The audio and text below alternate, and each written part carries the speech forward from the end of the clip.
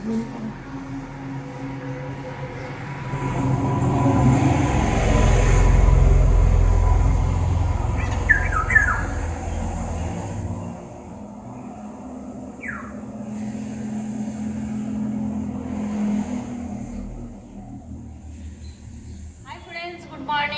এখন বাজছে 8:30। আমি একটা নতুন ব্লগ নিয়ে চলে এসেছি তোমাদের সামনে। এখন থেকে আমার ব্লগটা শুরু করছি। প্রত্যেকদিন শুরু হয় আমার এই পাখিটাকে দেখে, যে পাখিটাকে তোমাদের দেখালাম। প্রত্যেকদিন এখানে আশেপাশে কোথাও বাসা বেঁধেছে, তাই রোজ সকালবেলাতে একটা সুন্দর পাখি দেখে তারপর আমার কাজ শুরু হচ্ছে। এখন চলে এসেছি, একটুখানি চা বানাবো। চিন্টুর বাবা বসে আছে, টিফিন দেবো। আর ছেলেরা স্কুল চলে গেছে, ছেলেদের জন্য আজকে সকাল সকাল টিফিনে বানিয়ে দিয়েছি রবা ইডলি। তো এখন রবা ইডলি রাখা আছে, চিন্টুর বাবাকেও দেবো, আমিও একটুখানি টেস্ট করব আর চা খাবো। আর সাথে আমাদের দুজনের এখন গল্প আছে, তারপর সারাদিন তোমাদের সাথে কথা আছে। তাহলে সাথে থাকো, ব্লগটা দেখতে থাকো, আশা করছি ভালো লাগবে।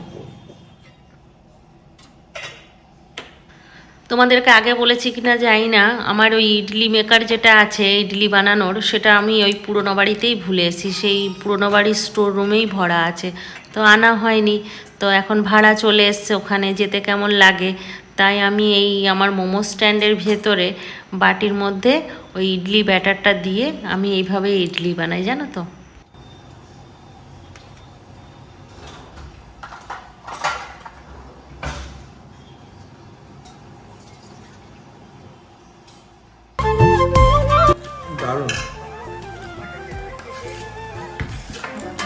চেটে খাচ্ছে। আর ইয়ে কাস্টার্ডটা খাই নাই, কিন্তু একটু টেস্ট করেছি, খুব সুন্দর। রিনটাও খুব পছন্দ কাস্টার্ড, সবসময় বলবো কালকে একটু রিন্টুর জন্য কাস্টার্ড বানিয়েছিলাম, ও খেতে চেয়েছিল, সেই জন্য। এই চা নিয়ে বসলাম, এবার দুজন মিলে একটুক্ষণ গল্প করবো আর চা খাবো। তারপর চিন্টু বাবার দোকান চলে গেলে আমারও কাজ শুরু। চলো চাটা খেয়ে নিই।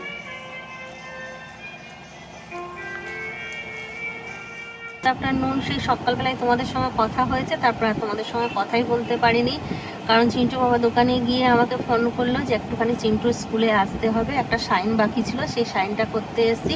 তার জন্য খুব তাড়াহুড়ো করে কাজ করেই আমি স্কুলে চলে এসেছি, ওই জন্য তোমাদের সঙ্গে কথা বলতে পারিনি। আর ঘরে কারেন্টও ছিল না, সেই জন্য আরও একটু তাড়াহুড়ো লেগে গিয়েছিল, কারণ সব কাজ আমার পড়েছিল। তাই এখন এসে স্কুলে রিন্টুকে নেব, নিয়ে তারপর বাড়ি যাব, বাড়ি গিয়ে তোমাদের সঙ্গে কথা হচ্ছে।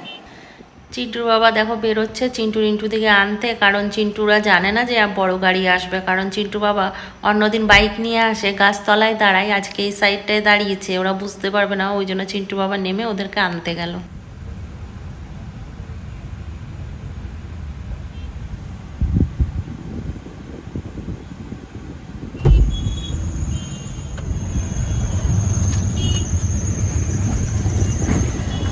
মামা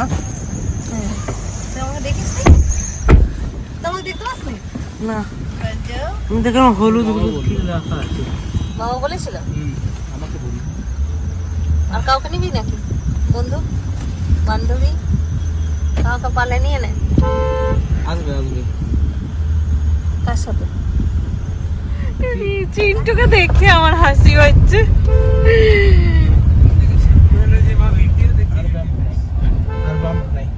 দেখো আজকে তাড়াহুড়ো করে বানিয়েছি খিচুড়ি, আর এখানে আছে একটা ভাজা, মানে কি বলবো এটাকে, কুঁদরি আলু দিয়ে ভাজা। আর এখানে একটুখানি চিকেন ছিল, গরম করে দিয়েছি। এখানে আছে আমের চাটনি, আর এখানে কয়েকটা পাঁপড় ভাজবো, তেল বসিয়ে দিয়েছি।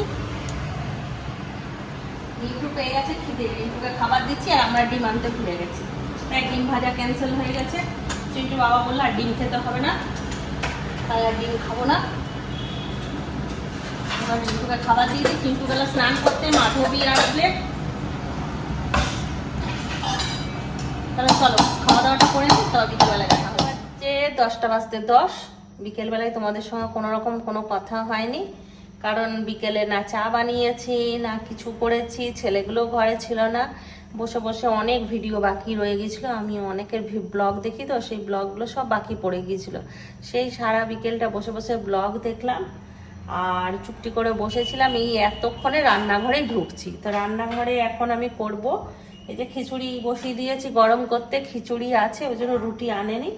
তো খিচুড়ি হবে আর একটুখানি পেঁয়াজ পকোড়া করব।